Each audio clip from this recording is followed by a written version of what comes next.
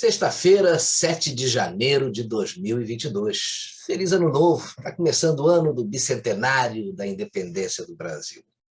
E está começando também o primeiro dose dupla de 2022, né? E já com dois alertas para os tempos vindouros que se apresentam. Um sobre as nossas eleições e o outro sobre os estertores do pesadelo que a terra de mal, ou seria a terra do mal, vem fazendo o planeta viver aí há quase 2 anos.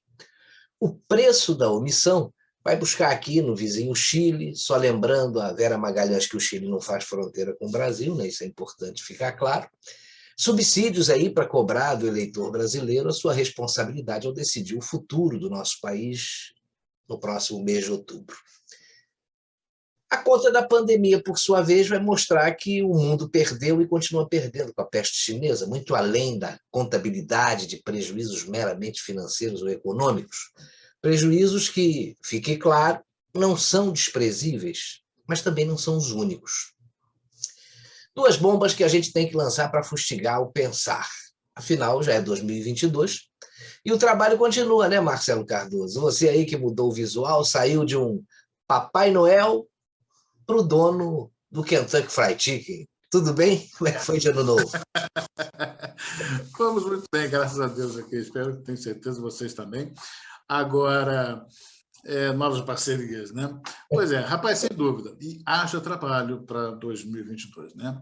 Nós já dissemos aqui que pretendemos ser uma tribuna por meio da qual se defende a prática do pensar. É só isso, pensar. Esse pensar ao qual você se referiu agora. A gente não quer que as pessoas pensem o que a gente pensa, a ideia não é essa. O que a gente quer é que, uma vez verificado que todos nós pensamos mais ou menos do mesmo jeito, que a gente seja, em conjunto, uma força-tarefa de esclarecimento. Nós já falamos disso, para atingir pessoas que ainda não tenham se dado conta das armadilhas que estão sendo colocadas aos pés e pescoços de todos nós, prontos para nos pegar, né? Abrir os olhos para abrir as mentes. Jogar luz para quem quer enxergar. Não é isso, Marcão? É isso. Então, Fiat Lux, né? Ou faça-se a luz. E também uma propagandazinha rápida aí da caixa de fósforo, né? Está no ar aí o Dose Dupla de hoje. Seja bem-vindo.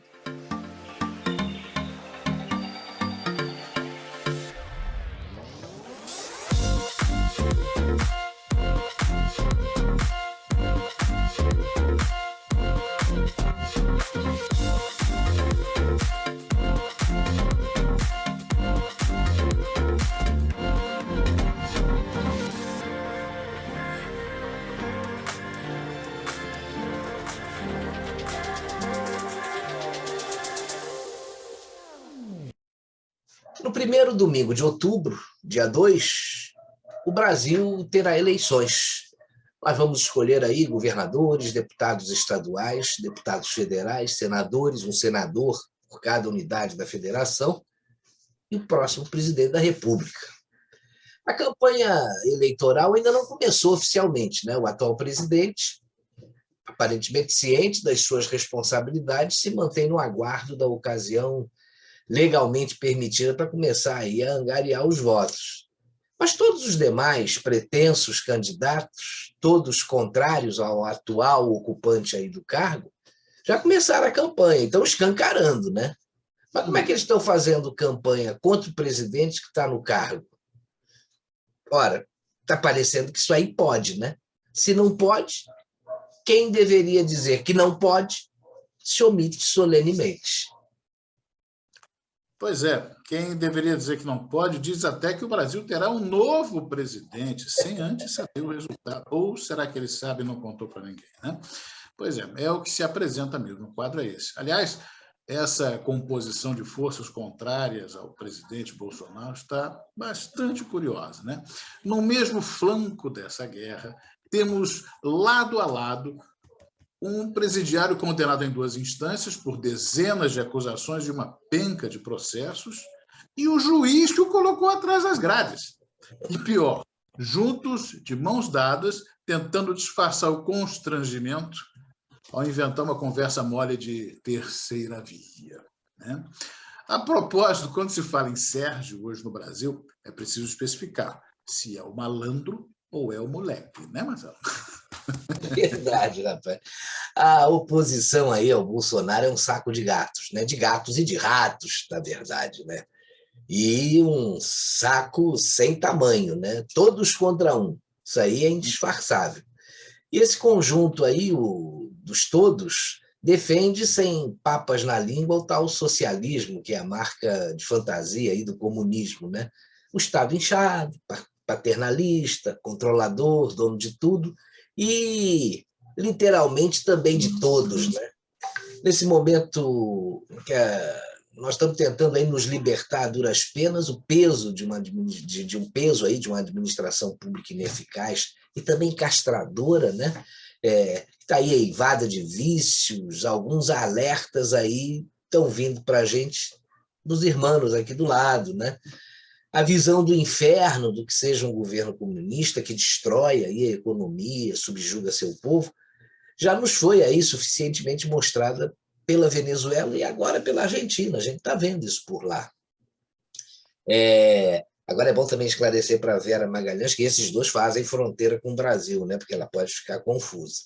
Mas geografia também é cultura. Um terceiro alerta, né? Que Deus é paciente para caramba com a gente, né? Chega agora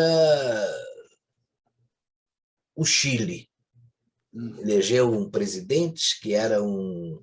Estão dizendo aí até que era o Lindbergh chileno, né? Como é que é isso, Marcelo? É o terceiro alerta mesmo. Papai do Céu tem muita paciência, já saco. Né? E vem lá do Chile. Você se lembra do efeito Orloff? Ah, lembro. Foi um ícone aí da propaganda brasileira, né? Pois é, aliás, genial, mundialmente premiado e tal. Mas para a geração nova que não viu isso, é só lembrando, é uma das propagandas, como eu já disse, mais geniais feitas aqui pelos nossos geniais publicitários brasileiros, e são geniais mesmo. Um sujeito engravatado conversa com outro, que é ele mesmo, mas de roupão e com cabelo molhado, no balcão de um bar.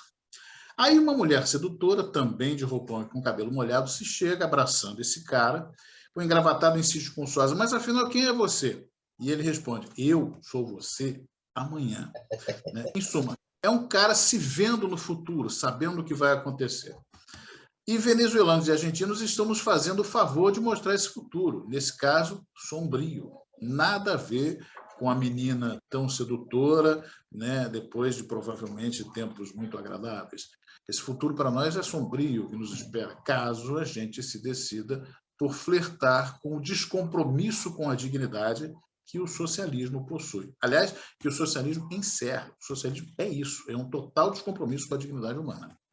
Eu entendo dessa forma também, Marcelo. A questão do Chile é que o cara está chegando, acabou de ser eleito, mas tem todo um histórico que a gente pode dizer até que depõe contra, né? Ou sugere fortemente que essa novidade não vai acabar bem, né? A imprensa, que é canhota, elogia ao extremo a jovialidade, o nome dele é Gabriel Boric, eleito aí com mais de 55% dos votos, 11% a mais do que seu oponente, vencendo em 11 das 16 regiões do país. E ressalta aí a participação de uma considerável parte da população no pleito, como escreveu a BBC. Só que ela omitiu a abstenção de 53% dos habilitados a votar. Quer dizer, ele foi eleito com esse percentual entre os votantes, mas e os que não votaram, né? Essa abstenção só não foi maior do que a de 2013, que chegou a 59% lá no Chile. E você vê que índices dessa ordem aí acabam deturpando a percepção de representatividade num pleito. Se você prestar bem atenção, é isso que acontece cá para nós, né?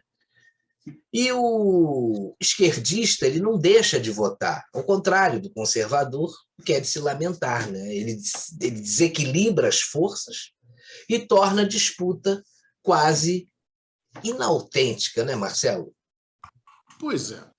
É aquela história. Eu me lembro que na eleição, você também deve se lembrar disso, na eleição de 2014, quando a Dilma ganhou, o Aécio Neves falou, se não me engano, no debate da TV Globo, que é sempre o último, né? Era pelo menos, enquanto a Globo existia, que a questão do voto obrigatório no Brasil era uma coisa necessária exatamente por causa dessa questão de as pessoas, às vezes, comprometidas com valores mais, digamos, olha ele falando isso, hein? Valores maiores e tal, essas pessoas deixariam de votar dentro daquele espírito do não vou me meter com isso, e política não, e tal coisa. Então, isso fazia com que as pessoas, faria, no caso, com que as pessoas pudessem ser instadas a não votarem. Né? E como o voto é facultativo no Chile, pelo menos com a abstenção da saúde, acredito que seja. Né? Com o valor da multa tão baixo aqui, é quase como se funcionasse da mesma maneira no Brasil. Mas o voto oficialmente é obrigatório aqui. Então, lá você vê, 56% é metade da população. Pois é, rapaz. Agora, esse Gabriel Boric... E esse Gabriel Boric não tem nem história, né? Tem, parece que 35 anos, não é isso? Ele tem 35 anos, ele só pôde habilitar a candidatura dele quando ele completou a maioridade eleitoral, vamos dizer assim, em fevereiro, se não me engano, do ano passado. Quer dizer, a chapa dele só passou a valer depois disso. No Brasil também existe esse limite, né? 35 anos é a idade mínima para alguém poder se candidatar a presidente da República. Né? Então, isso é aquela história.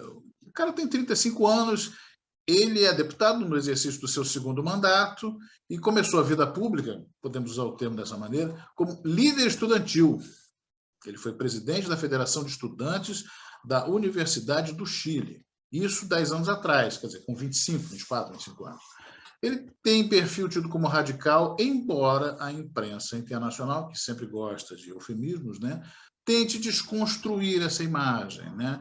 Ou mais do que isso, desconstruir uma imagem criada pela mídia brasileira de que ele se pareceria com o Lula dos anos 80 nesse aspecto, que é um cara mais radical, impetuoso, tal coisa. Enfim, é como eu estava pensando aqui, analisando esse nosso amigo aí. Digamos que ele seja o Lindbergh Boulos de Punta Arenas, né? Em referência à cidade que ele nasceu. Ele, afinal de contas, então, parece que ele cursou direito, não sei se formou, se é bacharel, como é que a coisa funciona lá em termos do exercício da advocacia, se existe uma prova para habilitar o exercício da profissão, como tem no Brasil. Enfim, ele é um político profissional na acepção do termo. Exatamente o que é o Lindbergh Faria. Ele começou no Partido Comunista Brasileiro, PCB, acho que foi no PCB, que são dois, até o comunismo no Brasil é uma bagunça, tem 2 partidos. Né?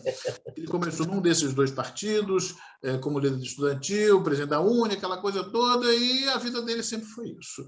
Nada contra, desde que o cara faça boa política. Né? Às vezes o cara tem a vocação para isso.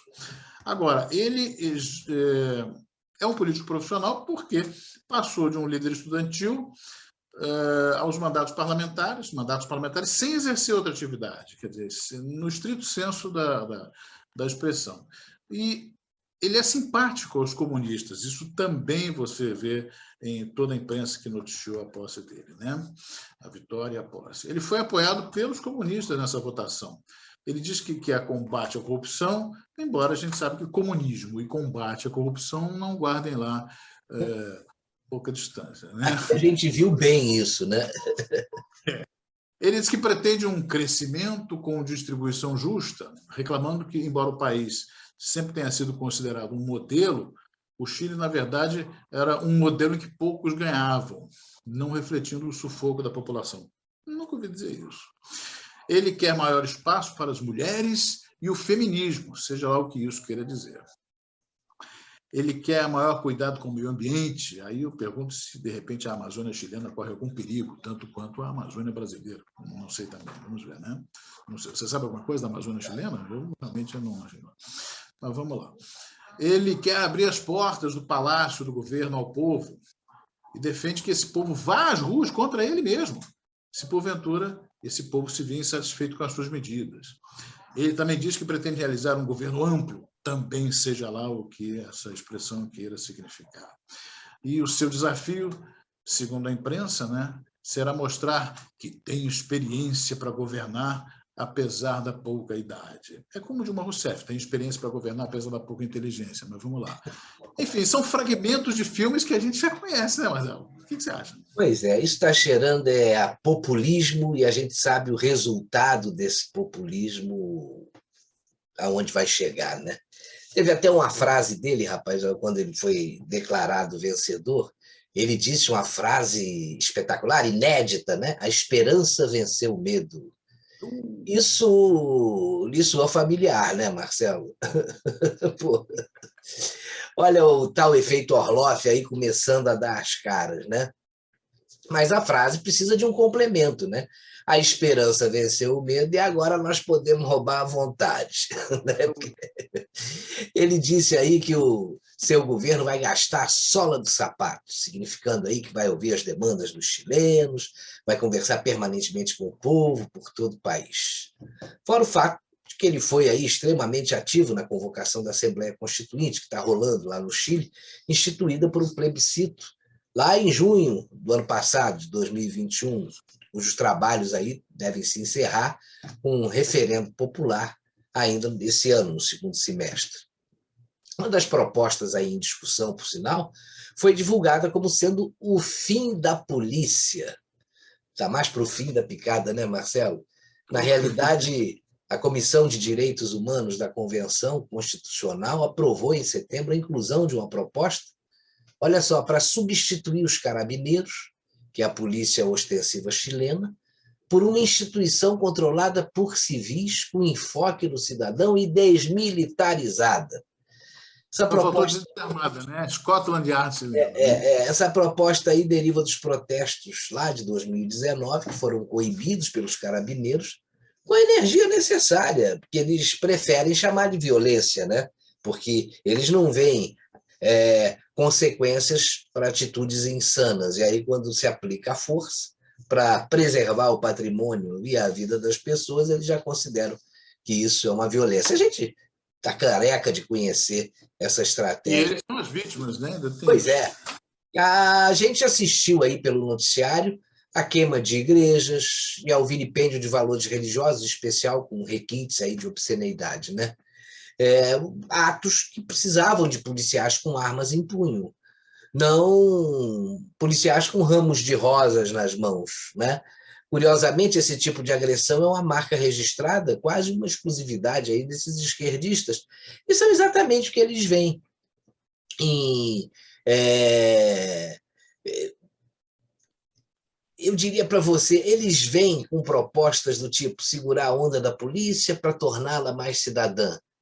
Pô, tenha santa paciência, né? Você está vendo aí com as saidinhas aí de Natal, o que aconteceu aqui no Brasil, né? É uma vergonha, mostra que a gente não tem justiça, né? Porque o bandido aí é um privilegiado. E olha que no meio dessa saidinha tinham assassinos, tinham traficantes, comandantes de tráfico aí. Isso aí é um escárnio. Pois é, não há critério para você selecionar esse público que tem direito ao indulto. Evidentemente que o sujeito que comete pequenos furtos tem que ser tratado de uma forma distinta do homicida, do cara que comete crimes realmente graves e principalmente crimes contra a vida.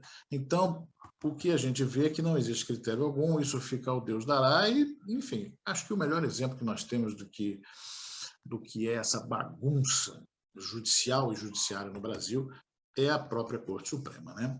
Agora, e tem uma outra coisa, Marcelo, tem a omissão das pessoas. Sim. Isso é uma coisa importante. Aí é o título do nosso tema aqui, né? É o preço que a gente está pagando pela omissão de todos nós. Exatamente. A história do isentão, eu não gosto de política, não me meto com isso, não sei o quê. A gente, quando era mais jovem, eu continuo sendo jovem, mas eu já fui mais jovem. Então, eu escutava muito meus pais dizer, cuidado, Marcelo, não comente sobre política, toda aquela coisa. Uma espécie de medo. Por quê? Por causa do receio de que nós nos envolvêssemos com pessoas do lado negro da força, né? Esse era o grande receio. Mas, enfim, houve aqueles que sucumbiram, mas teve gente que teve cabeça para pensar e disse, não, peraí, é aquilo que nós falamos no início, é o pensar, é o que a gente quer que as pessoas façam. Pense a sua liberdade, a sua capacidade de ver o mundo e se projetar para ele Vem do E a gente pensamento. tem, Você e a gente tem vários depoimentos aí de pessoas que foram para o outro lado e depois viram que o que queriam era uma ditadura do proletariado, e liberdade era só desculpa, né? Democracia é só desculpa. Aí a gente tem muitos exemplos para ilustrar aí essa história. Agora, eu vou te perguntar uma coisa, Marcelo. Numa eleição, a omissão que a gente estava falando ainda há pouco, pode ser cometida de três modos, né? sim. Pois é, só fechando aqui o aspecto que você falou da ditadura e coisa e tal, Milor Fernandes tinha uma frase genial que diz o seguinte: ó, democracia é quando eu mando em você, ditadura é quando você manda em mim. E é exatamente isso. Esse pessoal que volta do outro lado, tal coisa, Gabeira, por exemplo, acho que é um excelente exemplo disso. Mas vamos lá, as três formas a que você se refere. A omissão dentro do processo eleitoral, quer dizer, por ação omissão como ação indireta, né, do próprio eleitor, ela pode ser cometida de três modos, né, Marcelo? Quando você se abstém de votar, os 53% lá no Chile, não sendo por um motivo relevante, você pode estar doente, pode estar incapacitado, mas você se abster voluntariamente de votar, você se omite por descaso. Quando você vota nulo, você é uma espécie de ausente presente. Você se omite basicamente fazendo pirraça. E quando você vota em branco, você se omite, de certo modo, em conivência com aqueles a quem o seu desprezo interessa. Tem gente que tem interesse em que você faça isso. E esse interesse, pode contar, não é coisa boa. Nunca é. Essas três manifestações, é verdade, são legais. Você tem a prerrogativa de não votar, você paga uma multa se você se abstiver.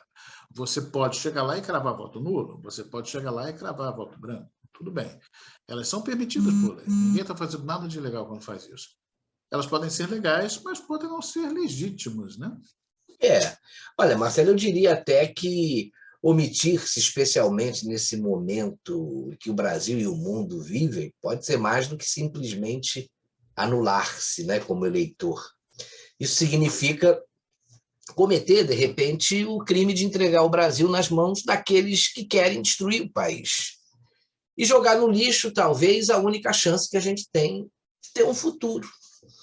Da minha parte, eu tenho certeza, e da sua, posso até dizer que sim também, né? Que não é o que a gente quer. E quem nos acompanha aqui, igualmente, deve compartilhar desse ponto de vista. Esse, enfim, aí é um tema que vai ser recorrente nesse ano de 2022, né? Nós temos um Brasil para defender por nós mesmos, por nossos filhos e por nossos netos, né? Jamais baixar a guarda e estar de olho aí nos acontecimentos, ajudando outras pessoas a perceber o jogo que está sendo jogado. Isso que é o mais importante. Sem Tem briga, muita gente sem nada, que com vai na onda, argumentos, que vai, com argumentos e com fatos. Isso é fundamental. E é por isso que agora a gente já pode entrar e emendar o assunto, nosso segundo assunto, que é a conta da pandemia, né? Nós já vamos aí para quase 2 anos de anormalidade na vida em sociedade. Uma peste aí gestada em laboratório, muita gente acha que pulverizada de modo ardiloso e até criminoso, por que não? Isso foi pulverizado no planeta, ela foi manipulada econômica, política e até ideologicamente por governantes de praticamente todos os países, né? Sob os auspícios da Organização Mundial, que deveria ser da saúde. Um trauma aí sem precedentes gerado para dominar as pessoas pelo medo, fazendo com que a racionalidade seja desprezada em favor de um comportamento meio doentio. Pelo menos assim eu estou percebendo. A letalidade é infinitas vezes maior do que a própria peste chinesa em si, né? Dessa falta de racionalidade. Isso mata, né? Pois, E preocupa. sem dúvida.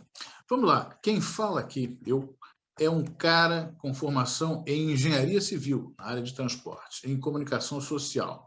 Zero formação em ciências da saúde, mas com quase 60 anos de experiência de vida, que se completarão em agosto, se Deus quiser.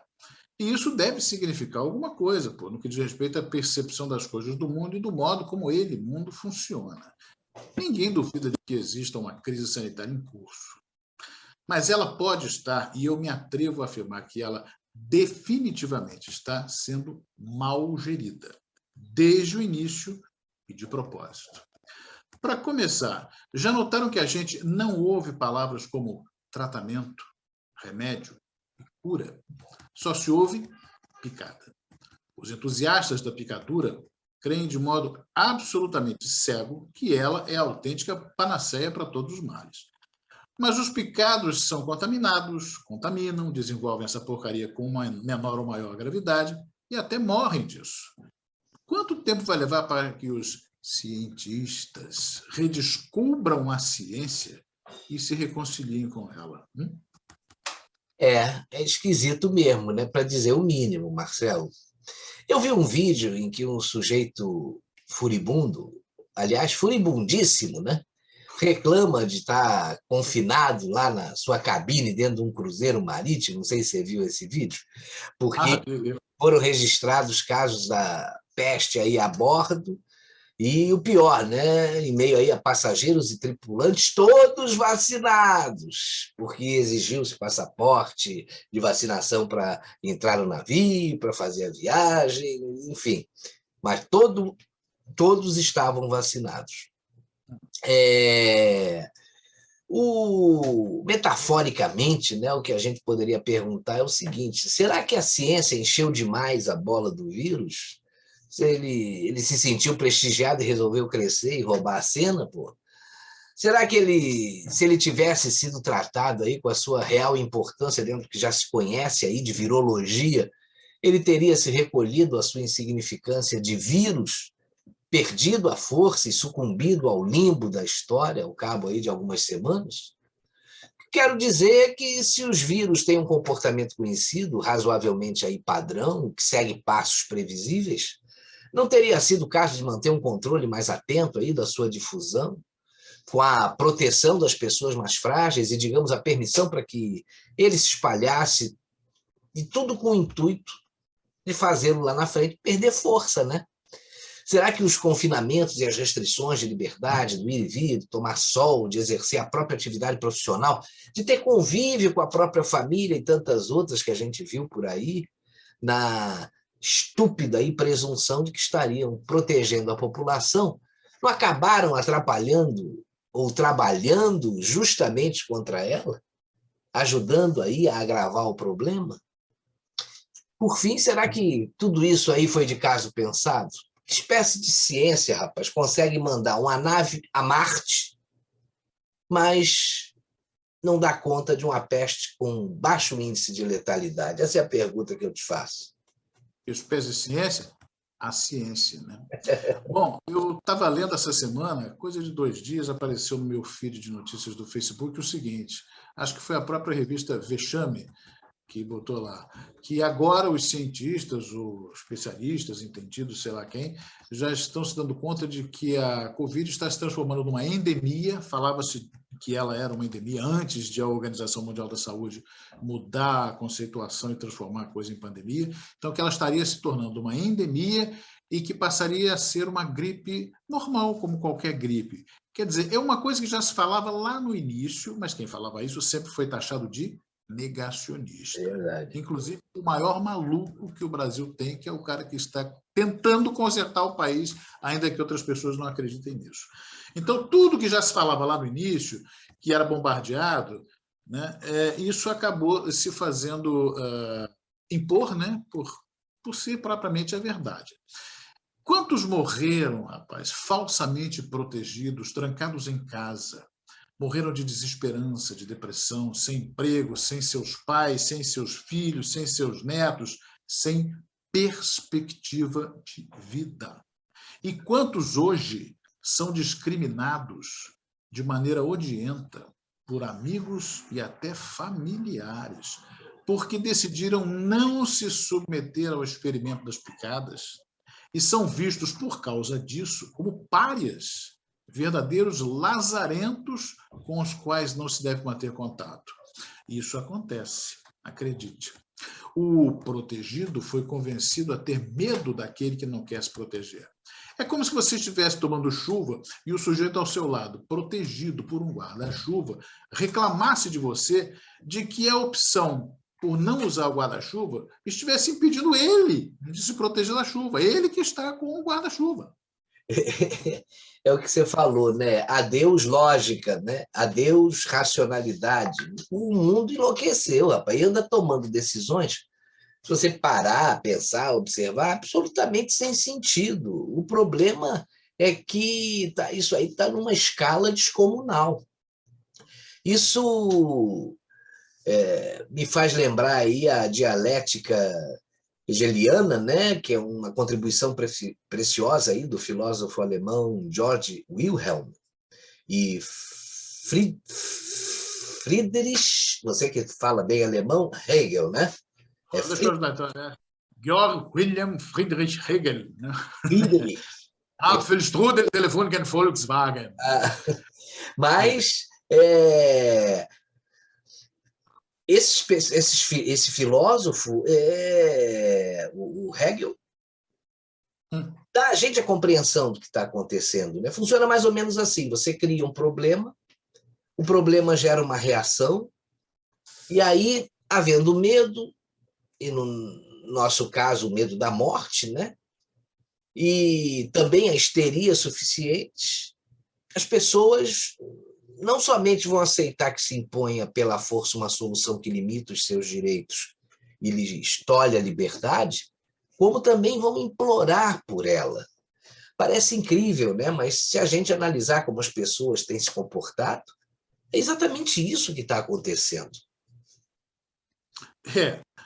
Exatamente. Quem tem um pensamento que também ajuda nisso é Karl Popper, Karl Raimund Popper, um dos maiores pensadores da filosofia contemporânea, que nos deixou lá em 1994.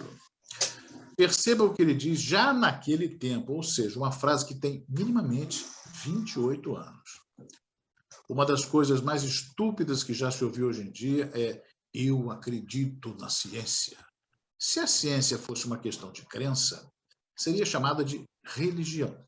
Em vez disso, trata-se de sempre questionar, duvidar e verificar se não há muito dinheiro por trás de uma causa hipotética. Navegar é preciso, desconfiar também. Né, Marcelo?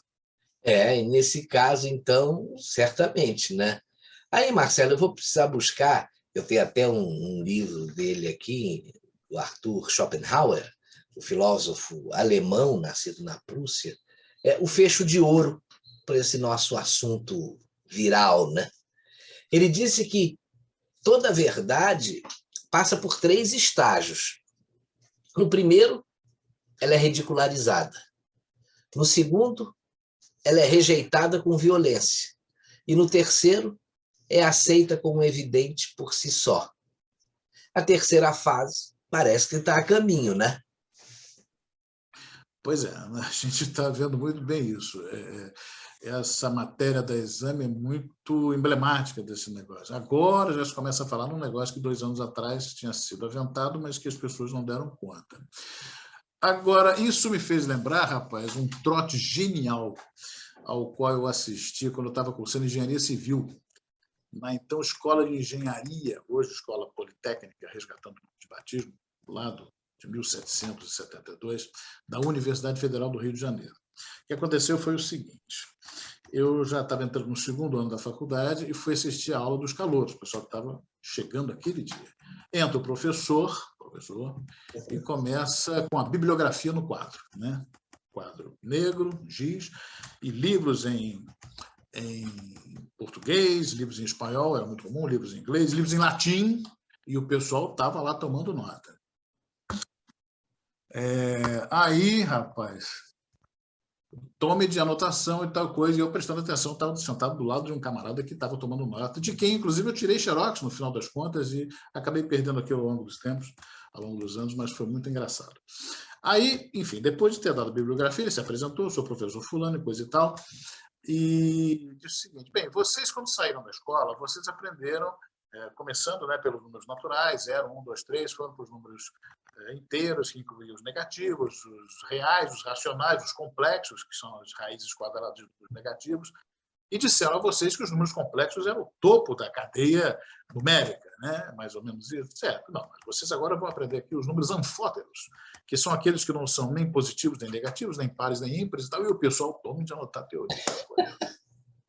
Aí, depois de falar dos anfóteros, né, ele falou, bom, agora nós vamos debater aqui a questão da inflação do Brasil, que já está em 23%. Não, professor, 23% não, já está em 123%. Não, é 23%, mas é porque o 2 está na base 5 e o 3 está na base 8. Ou seja, esse número, com ele eu estou apresentando a vocês os números polibaseados, que eu não sei o que, todo mundo... Quando ele resolveu definir em seguida os números polivirgulados, 3,1,14, não sei o que, ele achou que tinha alguma coisa fora de esquadro. Aí ele entregou. Então, gente, é o seguinte, eu não sou professor coisa nenhuma, eu sou um colega de vocês do 5º ano de Engenharia Química, estou me formando esse ano e tal coisa, mas isso é uma nossa forma de dar as boas-vindas, é o nosso trote, a maneira nossa de, né, fazer essa troça com vocês e tal coisa. Sejam muito bem-vindos à faculdade e tal. Então, é aquela coisa, as pessoas agora, com relação à questão da fraudemia, estão entrando no estágio dos números polivirgulados. Já estão começando a ver que tem coisa errada, né? É bom que se perceba. Às vezes pode levar um tempo. Mas olha aí, depois da linguagem neutra, é capaz de surgir aí uma matemática polivirgulada, hein?